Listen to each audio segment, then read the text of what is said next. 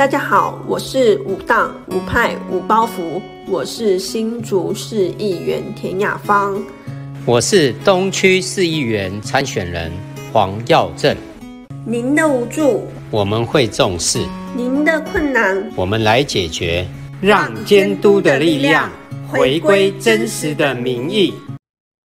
距离新竹市棒球场的第一场比赛还有6天，在7月13日，雅芳服务团队至棒球场勘察实况，已经发现到的问题来跟大家报告。从一开始进场的楼梯把手采耐候钢设计，但未考虑民众大量离场时容易被该尖锐的铁片刮伤，如果是民众不小心跌倒去撞到，后果可能更严重。当然，除了楼梯扶手以外，无论是观众席的楼梯或每一个水泥墙面转角，完全没有做收边及安全圆角防撞设计，都是非常尖锐并存在一定的危险性。接下来是无障碍观众席，设计了排水沟却无沟盖，容易产生观看民众脚踩空的危险，且排水设计竟然是直接将水排往观众席，而没有如正常以预埋水管引流至排水孔。如果下雨，观众可能直接被排水孔溢出的水喷湿，然后到处都有漏水、渗水及龟裂的问题。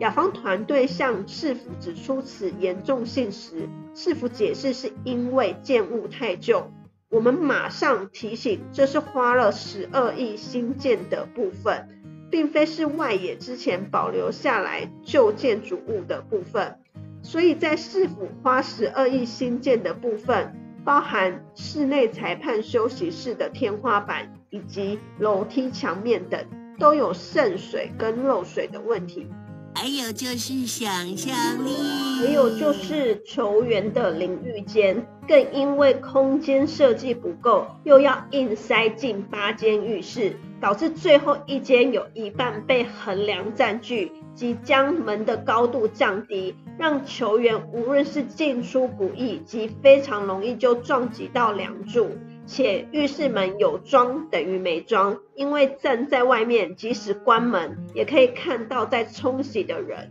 这设计跟观众席座位有一处的设计是正对厕所门口，所以坐在这个位置的观众是可以直接一直看到上厕所的人，这样的奇葩。还有厕所告示牌不明显，从外面只看得到女厕的告示，会不晓得要走到里面会有男厕，因为探头进去是完全看不到男厕的告示牌的，必须走进去到里面才看得到，但一般直觉就会误以为这里只有女厕。另外，进入厕所的水沟盖不平，另外有多处未使用及已损坏或生锈等施工不完善之处。像观众席后方的围墙以金属板设计，但因为没有装好，除了凹凸不平，也有多处的螺丝损坏突出。又上次现刊有提到的草皮问题，可以看出来有改善，但在草皮跟红土的衔接处，还是有许多的部分有很高的落差，这会令球员在比赛当中容易产生跌倒的危险。这个部分教育处也承诺会特别注意及落实改善。我们当天非常仔细的观察所有工程的品质，本来想当天就让大家一起关心新竹市棒球场的工程品质，但由于我们拍摄的影片量非常多，大概超过3个小时，终于很努力的把影片整理好上传了。若比赛当天有去观赏比赛的好朋友，也记得多多留意这些容易造成危险的地方，以避免会有受伤的情况发生。后续我们还会继续追踪市政府是否有将这些缺失改善完全，以让球员及球迷们有更安全的棒球场。有任何需要服务的，一定要告诉我们哦。我们是陪伴帮助每个家庭的新竹市议员田雅芳服务团队。